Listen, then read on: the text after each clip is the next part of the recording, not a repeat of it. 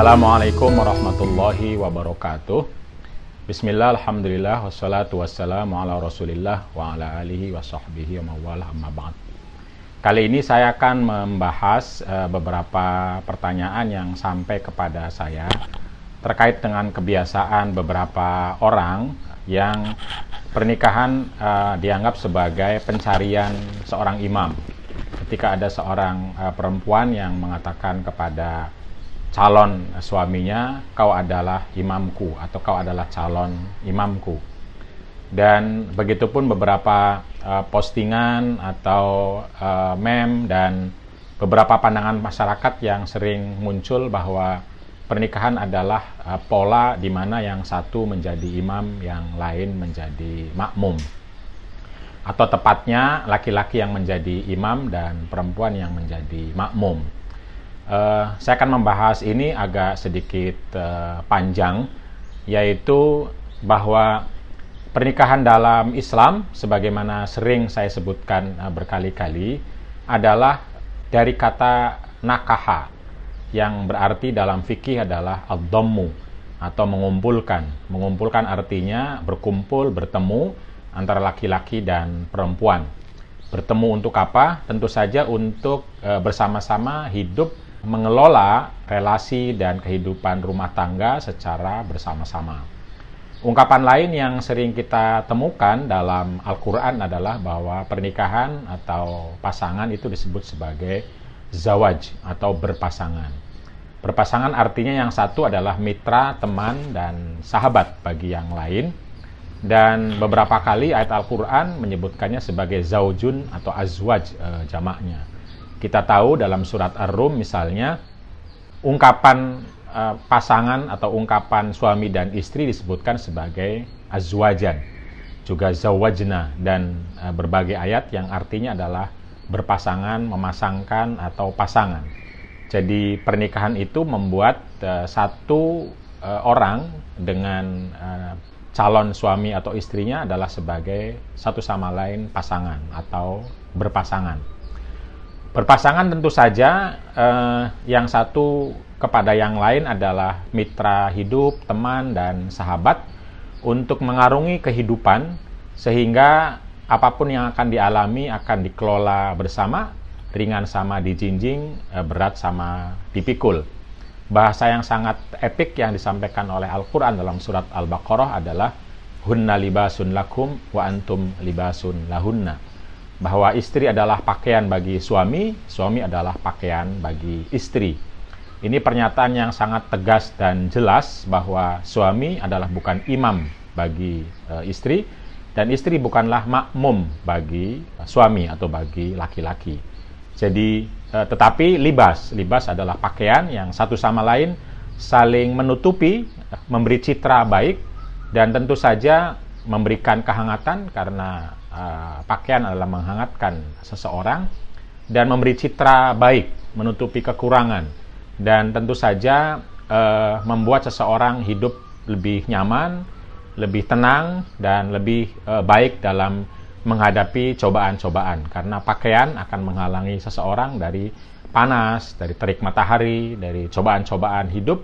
Begitupun pasangan adalah atau suami dan istri adalah seseorang yang bersama-sama dalam mengelola kehidupannya, menolak berbagai sengatan kehidupan, ancaman kehidupan, menghindarkannya sehingga bisa hidup lebih baik dan lebih bahagia. Itulah konsep yang ada dalam Al-Quran. Jadi sama sekali Quran tidak pernah membicarakan seorang suami adalah imam bagi seorang istri atau perempuan. Karena imam dan makmum hanya ada dalam sholat jamaah, dan menikah tentu saja bukan sholat. Dan menikah adalah bukan sholat jamaah, lalu kemudian makmumnya bisa banyak, laki-laki dan perempuan, sehingga seorang suami bisa bermakmum, mempunyai makmum satu, dua, laki-laki maupun perempuan. Justru ini adalah haram tentu saja, karena ya lagi-lagi pernikahan bukan sholat jamaah. Sholat jamaah adalah ibadah yang ada syarat rukun, wudhu, bersuci, dan lain sebagainya. Sementara pernikahan adalah kehidupan kemanusiaan atau yang didasarkan kepada kontrak, kesepakatan, yang satu tidak boleh dipaksa, dan waktunya tentu saja diberikan kebebasan kepada masing-masing. Kalau sholat kan waktunya ditentukan oleh Allah, kemudian rakaatnya ditentukan oleh Allah, dan juga tidak bisa dibatalkan seenaknya.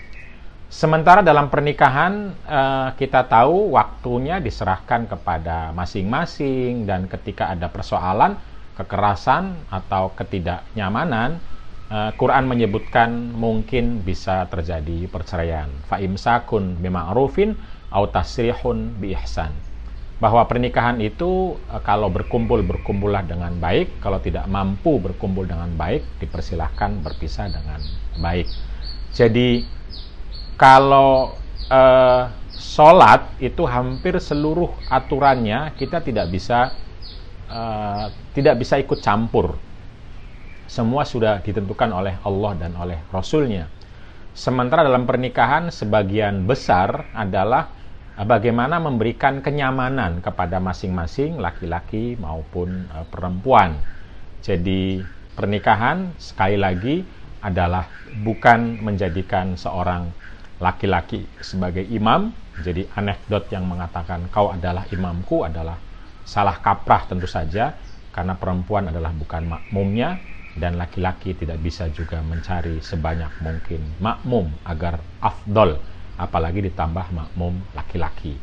Dalam pernikahan, Quran justru menegaskan bahwa masing-masing adalah zawaj atau zauj, pasangan, untuk mengarungi kehidupan agar memperoleh sakinah, mengalami dan merasakan sakinah atau kebahagiaan, ketentraman, kenyamanan melalui relasi mawaddah dan rahmah.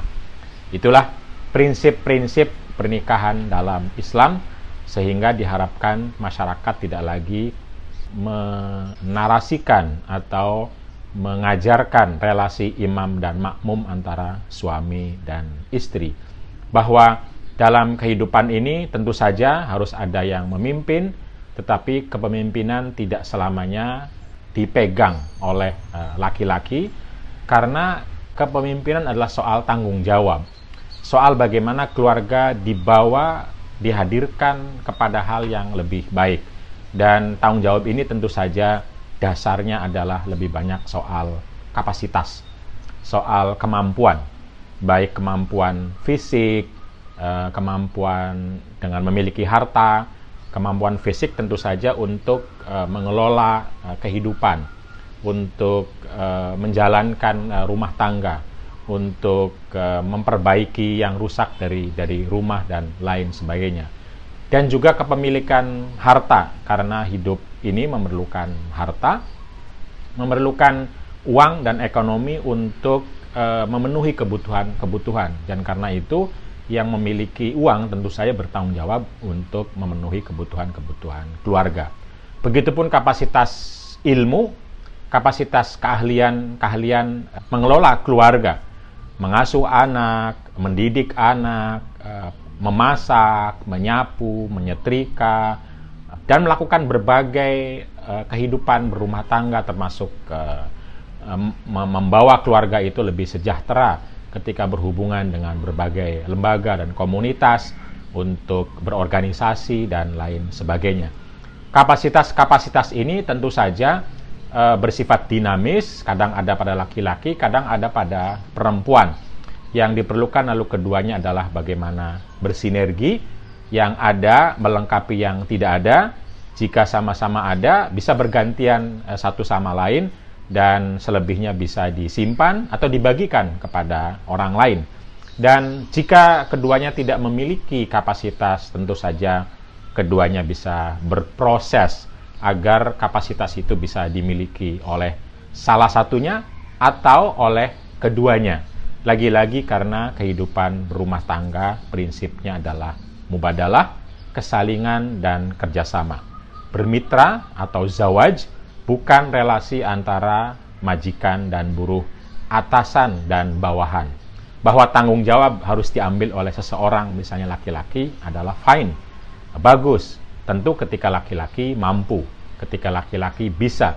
Tetapi laki-laki adalah juga manusia yang kadang sakit, kadang kurang keahliannya, kadang tidak mampu atau tidak ada di rumah. Pada saat yang sama juga perempuan dalam banyak kesempatan punya kemampuan, punya keahlian, punya uang. Jadi karena itu tanggung jawab sesungguhnya adalah bisa dikerjakan bersama-sama atau bergantian. Tidak ada yang satu merasa lebih hebat lalu menghegemoni dan berkuasa. Jadi ketika laki-laki punya kemampuan, lalu dia bertanggung jawab, lalu dia memimpin, itu sama sekali tidak berarti bahwa dia lalu kemudian menguasai, lalu kemudian menghegemoni, lalu mengambil seluruh penghormatan untuk dirinya, tidak untuk yang lain. Karena pada prakteknya, pada saat dia bertanggung jawab pun sesungguhnya perempuan atau istrinya juga melakukan tanggung jawab yang lain, yang harus dihormati juga, yang harus diapresiasi juga, yang harus dilihat dan juga diberi fasilitas, penghormatan, dan juga kesempatan-kesempatan. Pada saat yang sama, ketika perempuan kemudian karena kapasitasnya yang lebih, baik dalam hal fisik, dalam hal keahlian hidup, mengelola rumah tangga, lalu bertanggung jawab dan memimpin, tentu saja tidak menjadikan perempuan itu lalu kemudian paling berhak untuk dihormati, menghegemoni atau menguasai laki-laki. Lagi-lagi karena pernikahan adalah bukan ruang untuk yang satu menghegemoni, menguasai yang lain, tetapi untuk saling bekerja sama, saling menolong, dan siapa yang mampu memberdayakan yang belum mampu atau tidak mampu bisa mengerjakan peran yang lain yang dia mampu, dan tidak harus merasa rendah diri, bahkan tidak boleh menyerahkan dirinya agar menjadi korban atau selalu memberi penghormatan tanpa dirinya dihormati. Jadi jikapun kepemimpinan artinya tanggung jawab, maka tanggung jawab itu lagi-lagi adalah kesalingan dan kerjasama. Dan kalaupun artinya adalah penghormatan karena dia telah melakukan tanggung jawabnya, adalah sesuatu juga yang di-share dan dikelola atau menjadi milik bersama. Suami menghormati istri, istri menghormati suami, dengan perannya yang berbagi, baik untuk hal yang sama maupun untuk hal dan aspek yang berbeda. Sekali lagi, dalam Islam adalah pernikahan itu indah dan membahagiakan, di mana yang satu adalah mitra, teman, sahabat yang saling mendukung kepada yang lain. Bukan majikan kepada buruhnya atau buruh kepada majikannya. Bukan seperti imam dan makmum sebagaimana yang telah atau sering kita dengar, tetapi zaujun, berpasangan, bermitra, dan bekerja sama. Tentu mungkin beberapa orang menganggap ayat Ar-rijalu qawwamuna 'alan nisa dianggap sebagai ayat yang mungkin bisa menjadikan dasar bahwa laki-laki adalah imam. Lagi-lagi ayat ini sama sekali tidak berbicara tentang imam dan makmum, tapi berbicara tentang tanggung jawab. Jadi laki-laki diminta bertanggung jawab duluan.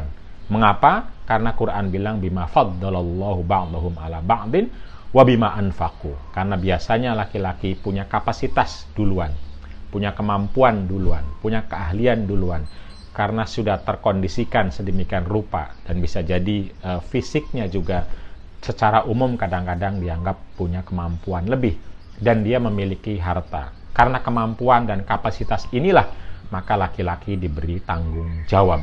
Dan pada saat yang sama, perempuan juga punya tanggung jawab yang lain, dan bisa jadi perempuan justru yang bertanggung jawab justru ketika laki-lakinya tidak memiliki kemampuan. Jadi ini bukan sama sekali memberikan cek kosong kepada laki-laki untuk selamanya bertanggung jawab, selamanya memimpin, apalagi kepemimpinannya digunakan untuk kekerasan, hegemoni, dan menguasai. Sama sekali tidak. Kenapa? Karena kepemimpinan dalam Islam adalah untuk kemaslahatan yang dipimpinnya, untuk tanggung jawab memberikan kebaikan bagi yang dipimpinnya. Karena itu, ini sama sekali bukan cek kosong yang diberikan kepada siapapun laki-laki dalam keadaan apapun, bahkan sama sekali tidak bagi orang yang mungkin jahat, zalim, dan melakukan kekerasan. Itu kira-kira secara umum analisis saya atau perspektif mubadalah terhadap ungkapan yang berkembang di masyarakat terkait dengan fenomena pernyataan "kau adalah imamku" bagi seorang laki-laki yang menjadi calon suami. Diharapkan dengan demikian kita memiliki relasi suami dan istri yang lebih membahagiakan, yang lebih membuat masing-masing merasa menjadi teman dan sahabat. Karena pernikahan, jika yang satunya menghegemoni kepada yang lain, maka biasanya tidak akan berumur panjang. Jikapun panjang, maka yang satu mungkin tersiksa, merasa tidak memperoleh kebahagiaan, dan mempertahankan pernikahannya hanya sekedar sebagai status sosial, takut sama keluarga, nggak enak sama teman, tapi sesungguhnya relasinya adalah berbahaya, toksik, menyakitkan, dan membuat tidak nyaman sama sekali.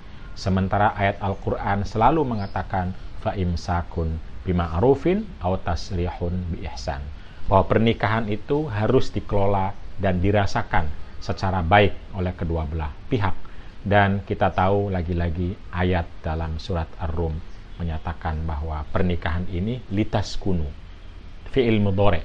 Litaskunu artinya adalah agar masing-masing pihak merasakan kenyamanan, kebaikan, dan kebahagiaan dari pernikahan. Merasakannya sekarang, bukan nanti, karena fi'il mudhari' adalah fi'il sekarang, kata kerja sekarang. Karena itu, mari kita tingkatkan relasi yang membahagiakan antara suami dan istri. Dan relasi yang membahagiakan, sebagaimana ditemukan dalam berbagai penelitian ilmiah, adalah relasi yang satu sama lain kesalingan, atau satu sama lain menjadi partner, menjadi teman, menjadi pasangan yang betul-betul sadar untuk memperoleh kebahagiaan dan juga membahagiakan, saling mendukung satu sama lain. Inilah yang sering saya sebut sebagai relasi mubadalah antara pasangan suami dan istri. Satu sama lain saling menolong, saling mendukung, saling melakukan kebaikan-kebaikan dan menghindarkan segala keburukan dari dirinya dan pasangannya. Sehingga tercipta sebuah relasi yang bahagia dan membahagiakan. Terima kasih. Wassalamualaikum warahmatullahi wabarakatuh.